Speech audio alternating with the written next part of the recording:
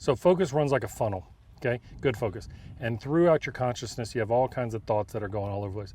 Yours is probably a little bit like that, okay, which is fine, okay? And imagine that there's a filter here, okay? Something has to come in that filter before a shot and come down into the funnel to lead to a result, okay? Well, the first step is what we consider is kind of like awareness, okay? Awareness. What's going on? We're in the middle of a fairway. You have 118 to a front pin, okay? Then that leads to a strategy. Where do I want to hit it? How do I want to get it there? Which then usually will visualize. So that's why I have you verbalize a shot. So that's ideal. It's wide to narrow. But when we get in trouble, what you've been is your funnel's been upside down, okay? So that same level of thought's going through here, and a negative thought, like something bad right here, grabs it and flips it over, and that awareness is like, uh-oh, we got danger. All right, well, your strategy then starts falling apart because your whole strategy is how to avoid that danger. And then by the time you get over the ball for the execution phase, you got 400 thoughts in your head. So we've got to flip our funnel. Pretty good, isn't it? That was from Fixin' Frankie. If you haven't watched it, please do. Let's drive up that watch count, that viewer count. I want the Fore Play guys to realize that this is some good stuff, and we got more stuff coming. We actually do have some more stuff coming.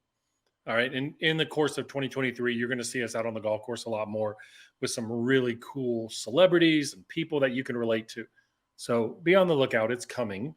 And I just got to get out of the office, which would be good. Probably need a little bit better tan.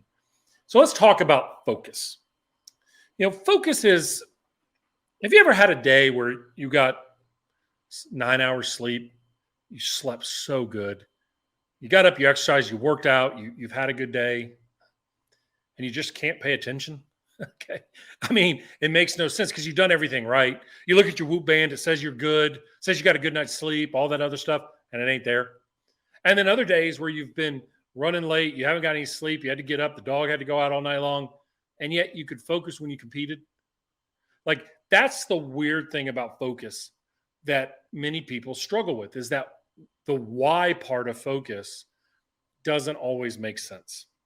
And so a couple of years ago, I was sitting down and talking to a player, and I was talking about how when I pitched, we used to have this idea that we would go from wide to narrow.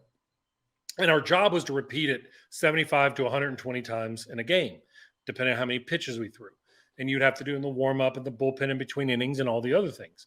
But the thing that used to drive my coach crazy was when he knew that our focus would drop. And lo and behold, you would make a mistake. You'd either throw a non-competitive pitch or you would get absolutely hammered. And Basham, who was a catcher at Ole Miss, understands that as a catcher, when the ball goes over the fence, that's not a good place to be. Not as bad as the pitcher feels, but the catcher doesn't feel good either, right? So focus is critical. And I started thinking, I was like, well, focus works like a funnel, right? It starts wide and it narrows in, and then it goes back out again, and it repeats that process. That makes sense. So the problem isn't when it's working. The problem is when it's not. I started thinking about it from a perspective of that funnel and realizing that our funnel, when it gets upside down, it starts working. So Basham's going to put up our two different ones. So let's talk about the blue one right now. That's our ideal one. And this one is what we call when it's perfect, okay? And my screen's right here, so I'm going to kind of look up cat a corner to the screen. But the blue one, the beauty of it is that when it works at its best, that first layer of awareness is kind of like acceptance. You ever been in a position, whatever you're doing, it's like, I know that person next to me is bothering me. And I know that I'm out here on the golf course. I know I'm on the basketball court. I know whatever, and it's noisy, but then I can dial in. I'm aware of what's going on. I know what's happening. I know I'm starving and I can't pay attention, but that's okay. I'm accepting of it. And all that scenario then leads us into, what do I want to do with the situation I'm in? Now, I'm going to be honest with you guys.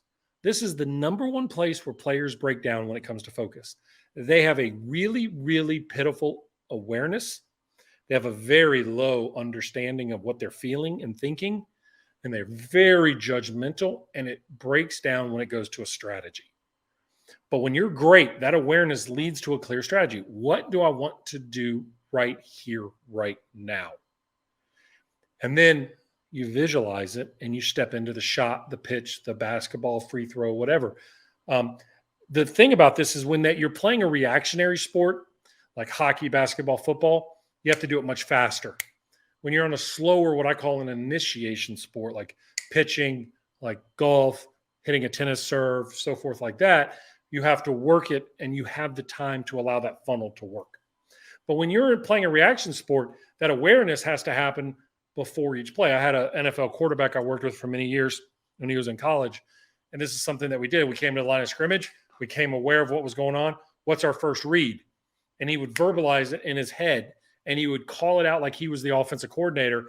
That forced the visualization, because that last step of execution, we want that to be reactionary.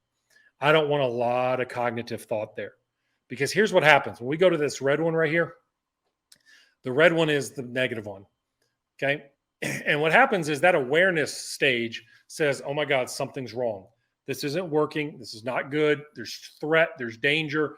I don't feel good. I don't feel like I'm doing anything well. There's a problem. And that awareness stage says, danger, danger, danger. Instead of saying, I got it, it says, I don't know what to do with it. And then the strategy that's developed because of it is developing a protection mechanism versus an execution. It's funny how that works, isn't it? And now that strategy is really good to get us out of trouble, but not perform at our best. And see, then what happens is, because our mind starts scrambling for escapes and how to get out of it, we don't really visualize anything. And then we go to execution. Our mind is wide open. And that's why the game gets fast. That's why the game, you feel like you've gone way overboard and so forth. And you're like, what the heck just happened? See, when we're parents in the stands and we're like, hey, keep your right arm in, or make sure you make that putt or whatever, we're breaking the player's ability to funnel their focus. See, why we think we're helping, we're not. What we have to do is train people how to work their funnel over time. And what are the factors that contribute to a good funnel? And what are the things that are threats? Normally, starvation and dehydration, terrible threats to a good funnel. But also, the biggest one that is a great contributor is acceptance. It is what it is. It be what it be, right? It is what it is. I don't need to do anything. I just need to be accepting of what I'm doing, thinking, and feeling, and I can adapt. And where do we see great funnels happen? Well, when you watch, let's go back to that tournament this past weekend at the Genesis. I saw players who worked. They were really good with their caddies. John Rahm, Max Homa, Keith Mitchell, Patrick Cantley, Colin Morikawa, those guys coming down the stretch, working with their caddies. Their caddies, elite caddies, work with them to get their funnels upright. They make them verbalize. But if you don't have a caddy, or even on the mound, when I pitched, I would find a spot on the ground as an anchor, take a deep breath, and I would flip my own funnel. And I would know that there was times that my funnel would get a little wobbly, a little wonky, and I'd work to get it back. See, the funnel mentality is so critical to help you perform better, that if you want to get better, it's not always about technique, but it's the application of your technique under pressure. Learning the funnel of focus will give you that. Look, coaches, if you're out there and you're training teams and you're not teaching them how to focus, remember I talked about those inflection points, those moments in games where things change course? People who funnels are upside down, they're going to come off the ice, they're going to come off the court, they're going to come off the field and go, what just happened? Players who funnels are right are going to come off and say, Coach, did you see that it was about to happen? And I was there. That's what this is all about. Funnel of focus. It's in my book, The Mindside Manifesto. I talk about it often because it's that important. It's one of the most important skills of the mental game.